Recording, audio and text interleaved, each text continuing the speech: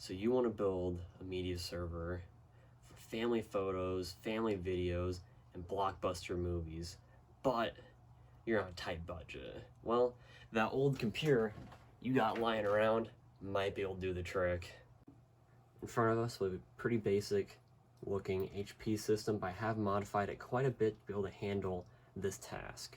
So first thing we've done was we got a new motherboard. It's a Gigabyte LGA 1155 board. We also have a Core i5-2400. We have 4 gigs of RAM, and then for storage we have 128 gig Kingston drive SSD for boot. And we have a 2 terabyte Western Digital red drive for all of our movies and such on there. So you can build this system really cheap. The motherboard's about 50 bucks, CPU's about 30, RAM's about 15 bucks, and then you have to pay a lot for storage. That's a decent expense. So if you want to get an SSD, a small one's about 20 gigs, but then hard drives, you're going to need at least a 2 terabyte drive if you have anywhere from 300 to 400 movies. That will fill up a 2 terabyte drive easily and quickly, especially if you don't compress your Blu-ray files, like your Blu-ray movies down. So you will have to spend a decent amount on storage. But overall, a computer that you have laying around in your house, as long as it has a 2nd gen i5 or newer, or 4th gen i3 or newer, you should be fine for the most part, especially if it has 2 to 4 gigs of RAM. That's pretty much bare minimum as well for RAM, because it doesn't really use much doing this. So once you get that out of the way, if you can find a system, or you can buy one on Facebook at Marketplace, Craigslist, and eBay. If you can find a system on there, you are good to go. All you'll have to do is when you find these systems, you'll likely have to upgrade the storage because they'll probably have a terabyte or less of storage. So you'll want to get that done first when you get the system all bought or found. And then you'll need an operating system. You can use Windows 10, although it is very intensive on the system. It does use a lot of RAM and CPU power, especially on these older systems. So that's why I use Linux. I use Ubuntu, and that one works perfect for what I need. I've had no issues with Ubuntu so far.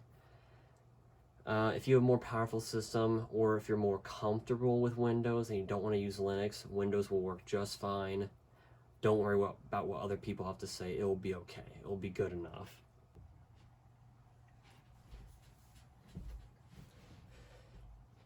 Something I like to emphasize one more time is the amount of storage you have.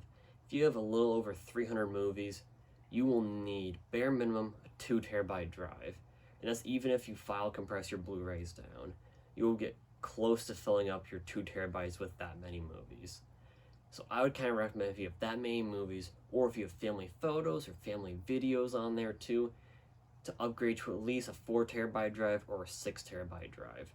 That will give you plenty of room to grow later on, and you'll have plenty of storage. You won't have to worry about upgrading it in the future. It'll be pretty much a system you never have to touch again, if you're lucky, with reliability and all that. But besides that though, actually getting movies copied from DVD and Blu-ray can be tricky, so I'm going to have a separate video entirely showing you how to copy videos from DVDs and Blu-rays, like actual blockbuster movies, and how to compress Blu-rays down to allow you to store more of them onto a storage device like a hard drive. And I'll get that video up here soon. But besides that, let's just say right now you have all your movies installed. Now it's time to get a app like Plex Media Server, which is what I use for streaming all my movies from the system. There's a lot of other free ones out there from what I've seen, but I just use Plex because it worked really well for me and it seems pretty good overall. It's also pretty easy to install. You install the client on your system, and then you point the application to your movie folders or your TV show folders, and you also have family video and family photo folders as well. And you can point it to those, and from there it will pick up on all the movies and give them titles and all that information, although sometimes you have to do that yourself because it doesn't recognize it properly. But once you do that, you're good to go, and you can get Plex installed and running.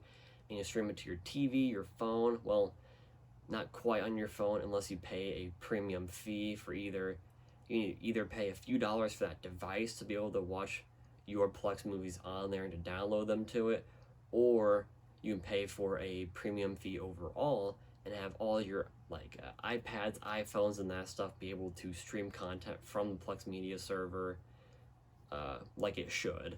That's the only one caveat, is that you can't use your phone unless you pay a price for it, which I kind of didn't like, but it's whatever. I mainly use the TV anyways. And on your computer, like a different computer in your house or a laptop, you are able to use Plex Media Server without paying for that fee.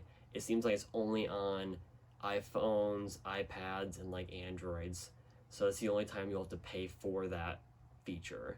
But besides that, if you guys like the video, leave a like, subscribe as well, and I'll have another video coming out soon for copying movies, and I'll have some other tech videos coming out soon, so stay tuned, guys.